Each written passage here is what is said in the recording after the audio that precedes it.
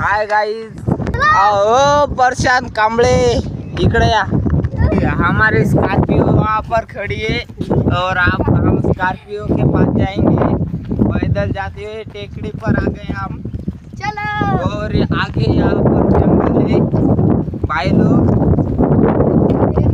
और यहाँ पर हमारे सागर भाऊ गवांडे काही आयडे जे काय बोलतील ते दोन शब्द सांगा।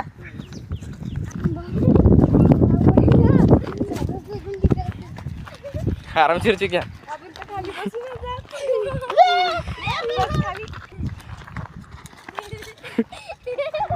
ठीक आहे पडतं।